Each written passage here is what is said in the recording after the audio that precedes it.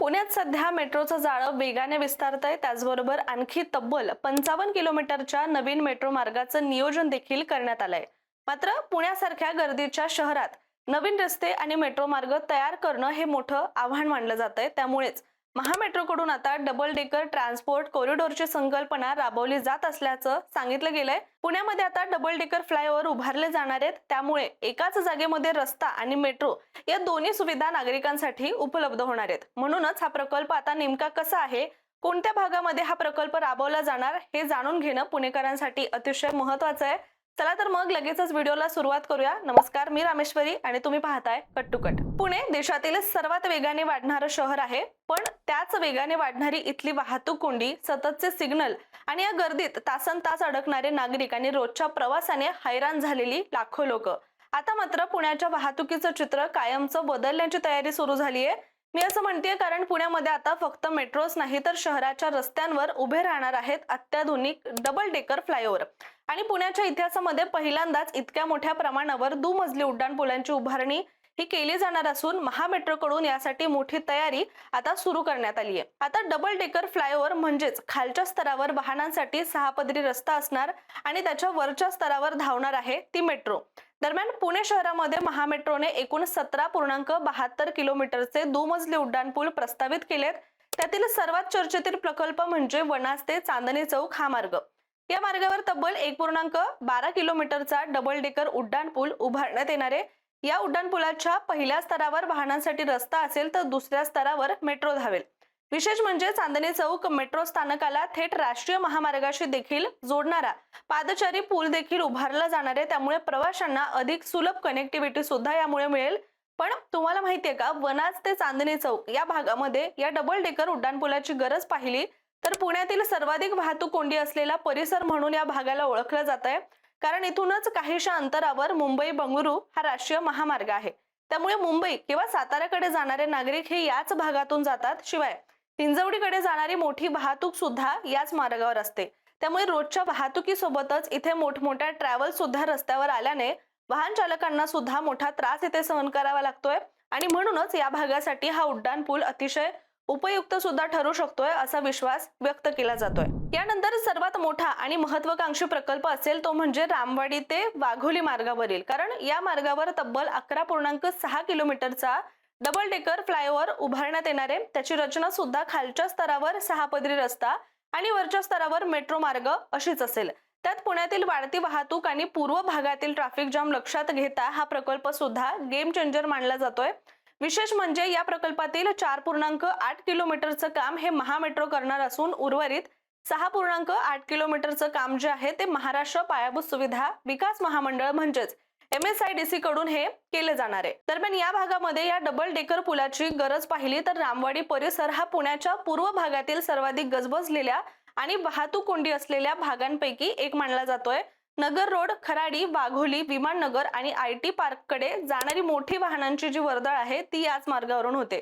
विशेषतः IT कंपन्यांमध्ये काम करणारे कर्मचारी, PMPL बस, खाजगी वाहनं आणि अवजड वाहतूक यामुळे सकाळ संध्याकाळ या परिसरामध्ये मोठ्या प्रमाणात ट्रॅफिक जाम इथे पाहायला मिळतो। शिवाय वाघोलीकडून शहरामध्ये येणाऱ्या वाहनांची संख्या सुद्धा मोठी असल्यामुळे रामवाडी चौक, BRT मार्ग आणि नगर रोड परिसरामध्ये सुद्धा अनेकदा वाहनांच्या लांबच लांब रांगा या पाहायला मिळतात। त्याचबरोबर मेट्रोचं काम इथे सुरू असतं। त्याचबरोबर अरुंद रस्ते आणि वाढती लोकसंख्या यामुळे सुद्धा वाहतूक समस्या ही अधिकच गंभीर बनली आहे। त्यामुळे रामवाडी ते वाघोली दरम्यान सुद्धा डबल डेकर उड्डाणपूल आणि मेट्रो मार्ग उभारण्याचा निर्णय हा तितकाच महत्त्वाचा मानला जातोय। याचबरोबर सोलापूर रोडवरील भैरोबा नाला ते आकाशवाणी या मार्गावर सुद्धा 5 किलोमीटरचा दुमजली उड्डाणपूल उभारण्यात येणार आहे, ज्याची रचना सुद्धा आधीसारखीच असेल आणि आता इथल्या वाहतूक कोंडीबद्दल बोलायचं झालं तर हडपसर, फुरसुंगी, मगरपट्टा, कॅम्प, स्वारगेट आणि पुणे स्टेशनकडे जाणारी मोठी वाहनांची वर्दळ ही याच मार्गावरून जाते। भैरोबा नाला चौक, रेसकोर्स परिसर आणि आकाशवाणी चौक इथे सिग्नलमुळे वाहनांच्या लांबच लांब रांगा लागतात। शिवाय PMPL बस, खाजगी वाहनं, मालवाहतूक ट्रक आणि IT कर्मचाऱ्यांची जी वाहतूक आहे यामुळे सोलापूर रोडवरील दबाव हा सतत वाढलेला असतो। त्यामुळे इथे सुद्धा अशा प्रकल्पाची गरज असल्याचं वारंवार बोललं गेलंय। आता महत्त्वाचं म्हणजे हा प्रकल्प इतक्यावरच थांबणार नाहीये, तर भविष्यामध्ये खराडी ते खडकवासला आणि नळस्टॉप ते माणिकबाग या मेट्रो मार्गावर सुद्धा व्यवहार्यता तपासून अशाच डबल डेकर उड्डाणपुलाची उभारणी करण्यात येणार आहे। त्यामुळे पुण्याच्या वाहतुकीमध्ये मोठी क्रांती होणार असल्याचं देखील बोललं जात आहे। दरम्यान सध्या या सर्व प्रकल्पांच्या स्ट्रक्चरल डिझाईन आणि तांत्रिक आराखड्याची तपासणी सुरू आहे। त्यासाठी स्वतंत्र प्रूफ चेकिंग कन्सल्टंट म्हणजेच PCC नियुक्ती करण्याची सुद्धा प्रक्रिया सुरू करण्यात आली आहे। दरम्यान हे तज्ञ मेट्रो मार्गिका, उड्डाणपूल, स्थानक आणि संपूर्ण उन्नत संरचनेची तपासणी करून अंतिम मंजुरी देणार आहेत आणि त्यानंतर प्रत्यक्ष बांधकामाला जी आहे ती सुरुवात होईल। आता सध्या पुणे हे आधीच IT, शिक्षण आणि उद्योगाचं मोठं केंद्र सुद्धा बनलंय आणि दररोज लाखो लोक शहरामध्ये प्रवास करतात। मात्र वाढत्या वाहन संख्येमुळे शहरातील ट्रॅफिकची समस्या मात्र जी आहे ती दिवसेंदिवस आता गंभीर होत चालली आहे आणि अशा परिस्थितीमध्ये डबल डेकर फ्लायओव्हर आणि मेट्रोचा हा संयुक्त प्रयोग पुण्याच्या वाहतुकीसाठी नक्कीच टर्निंग पॉइंट ठरू शकतोय। याबद्दल बोलताना महापालिकेचे प्रकल्प मुख्य अभियंता दिनकर गोजारे यांनी म्हटलंय की शहरातील वाहतुकीचे भविष्यातील नियोजन लक्षात घेऊन मेट्रो मार्गासह दुमजली उड्डाणपुलाची उभारणी करणं हे आवश्यक आहे। यामुळे महापालिकेकडून महामेट्रोशी समन्वय साधला जातोय। दुमजली उड्डाणपूल उभारण्यामागे वाहतुकीला वेग मिळावा हा मुख्य हेतू आहे। मात्र मेट्रोचा एखादा खांब रस्त्यात आल्यास त्यामुळे वाहतुकीला अडथळा निर्माण होऊ शकतो। त्यामुळे महामेट्रो सोबत बैठक घेऊन या पुलांच्या नियोजनाबाबत चर्चा करण्यात आल्याचं देखील त्यांनी म्हटलंय। यानंतर महामेट्रोचे जनसंपर्क अधिकारी चंद्रशेखर तांबवेकर यांनी म्हटलंय की महामेट्रोचे मेट्रो मार्गावर दुमजली उड्डाणपूल उभारण्याचं नियोजन आहे। या दुमजली उड्डाणपुलाची रचना व आराखडे सादर करण्यात आले होते। त्यांची तपासणी करण्यासाठी निविदा काढण्यात आली आहे आणि ही तपासणी पूर्ण झाल्यानंतर या दुमजली उड्डाणपुलाच्या उभारणीच्या दृष्टीने पुढील पावलं सुद्धा उचलली जातील।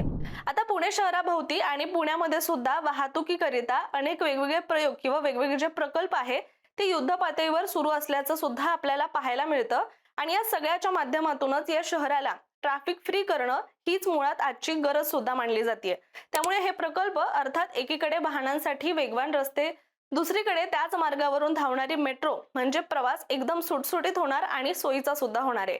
याचा आणखी फायदा म्हणजे यासाठी वेगळी जमीन खोदणं नाही, अतिरिक्त खर्च नाही आणि जागेवर वाद सुद्धा होणार नाही। पण तसं पाहता भविष्याचा विचार केला तर लोकसंख्या ही आणखीनच वाढणार आहे, विकासही होणार आहे, पण निसर्गाची जास्त हानी न करता जे साधता येईल त्याला प्राधान्य देणं सुद्धा तितकंच गरजेचं बनलंय। आणि म्हणूनच पुणे आता फक्त सांस्कृतिक राजधानी नाहीच किंवा फक्त विद्येचं माहेरघर नाही तर फ्युचरिस्टिक ट्रान्सपोर्ट सिटी बनण्याच्या दिशेने सुद्धा आता वेगाने वाटचाल करताना दिसतोय।